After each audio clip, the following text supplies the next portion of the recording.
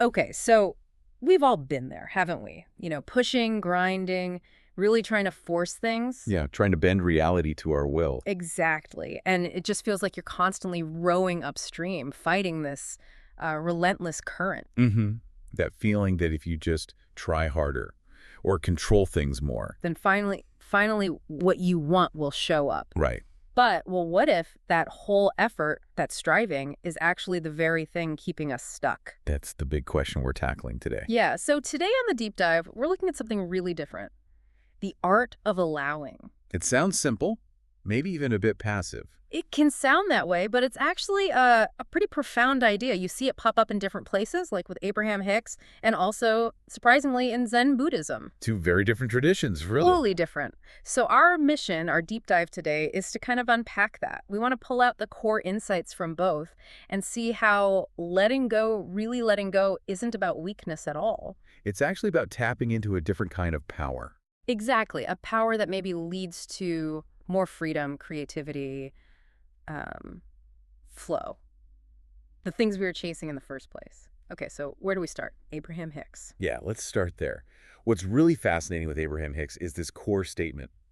The universe has already said yes to your desire. Okay, stop right there. That flips everything on its head, doesn't it? Completely. Uh, It means the work isn't about wrestling the universe into giving you something. it's not about making it happen. No. It No. suggests it's already lined up, it's on its way. The job then is just clearing the path, removing our internal blocks. So it's less about external obstacles and more about what our own doubts, our fears. Precisely. The doubt, the fear, that constant need we have to control how it happens, when it happens, that's the resistance. How does that resistance show up? Like vibrationally, as they'd say. Well, think about the feeling behind your actions. Are you acting out of joy and expectation or out of, like, desperation, impatience, a feeling of, I have to make this work? So even positive actions can be rooted in resistance if the feeling isn't right. Exactly. That feeling is a vibrational mismatch. The idea is to relax, to trust.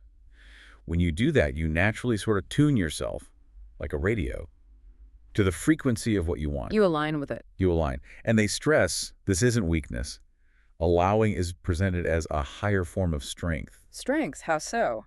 It's the strength to trust the process, the resilience to not get derailed by doubt, and maybe most importantly, the willingness to actually receive instead of just chasing. Okay, that makes sense. It's strong to be open, to be receptive. Now, how does Zen Buddhism fit into this? It seems like such a different world. It does, but you find these amazing echoes. Zen talks about non-striving. Non-striving, okay. Think about a Zen master. They're not, frantically chasing enlightenment like it's some prize to be won. Right, they're not climbing a ladder towards it. No, often the practice is just sitting. It's called shikantaza, just It's sitting. just sitting. Yeah. It's not about forcing the mind into some blissful state. It's more about just allowing the mind to be as it is, allowing thoughts to come and go Yeah. until it naturally settles. So you're not striving for stillness, you're allowing it to emerge. Exactly. Yeah. The core Zen principle is that the harder you try to grasp something, the more it slips away. Like trying to hold water in your fist? That's the classic analogy. The tighter you clench, the less water you hold. True insight, or in the Abraham Hicks context, true manifestation, it arises when you relax that grip. But Zen takes it even deeper, right? It's not just about relaxing the grip. It's about understanding why we grip in the first place, something about illusion. That's a really crucial point. Zen talks about emptiness shunyata, which doesn't mean nothingness, not really. Okay. It means that things, including ourselves, including our desires, Yeah. lack this solid, independent, separate existence we usually assume they have. They're empty of that inherent self-nature. So our clinging, our grasping, it comes from a misunderstanding of how things actually are. Yes.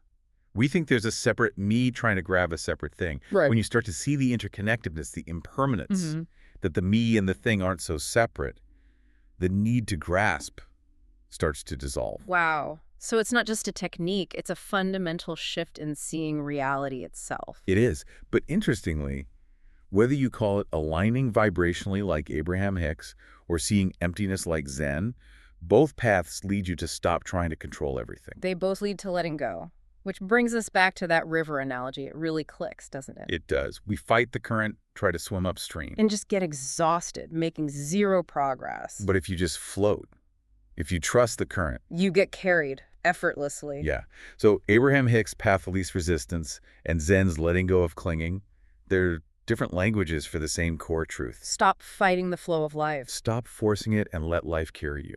Okay, this all sounds great conceptually, but practically, how do we actually do this? How do we shift from fighting to floating day to day? What are the steps? Well, the first step is probably just awareness. Noticing.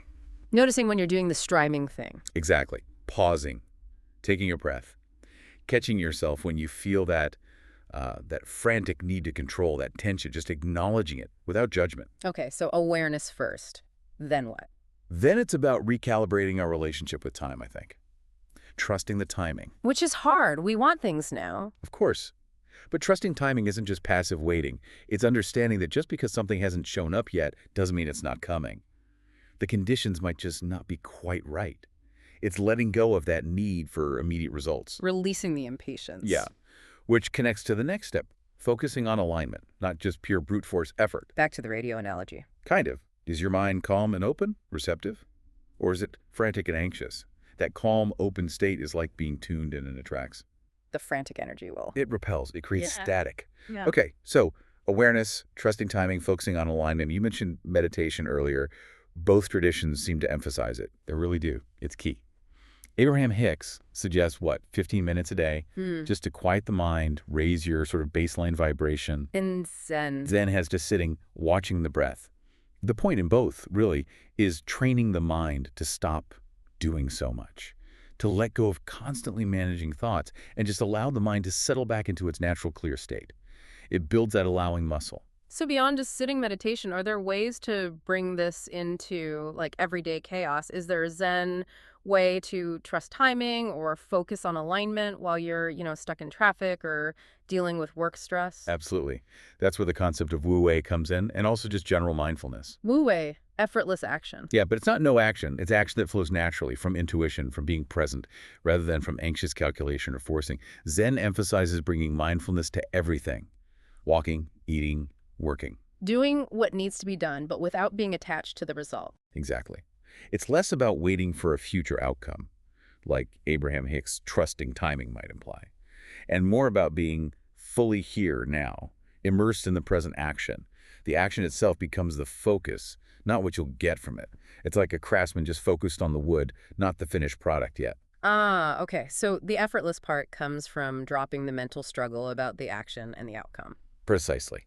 And when you practice this, whether through meditation, mindfulness, we wait, there's this profound energetic shift that happens. You really feel different. Totally. You move from that desperate, striving, grasping energy To something more like receiving. Open. Magnetic. Magnetic is a good word. You change your whole relationship with life, really. You start acting from that place of ease, flow, clarity we talked about, guided by intuition, not just forcing things. And you start to see that maybe life wasn't fighting you all along. Yeah, that's often the realization, that life was always offering support, always flowing, if we just stopped resisting it so hard, if we just allowed it. So in the end, it doesn't really matter if we call it vibration, like Abraham Hicks, or emptiness and non-striving, like Zen. The language is different, but the destination seems remarkably similar. It's about this art of allowing, which isn't giving up. It's not passive. No, it's stepping into alignment, into the flow, understanding that when you let go of the desperate need to control, You actually open the space for what you desire, maybe even more than you imagined, to come to you naturally, effortlessly. exactly. So maybe the final thought for everyone listening is this. As you go about your life, just consider, what might you be unknowingly pushing away simply by trying too hard, by holding on too tight? And what incredible possibilities might just unfold if you dared to loosen your grip, even just a tiny bit?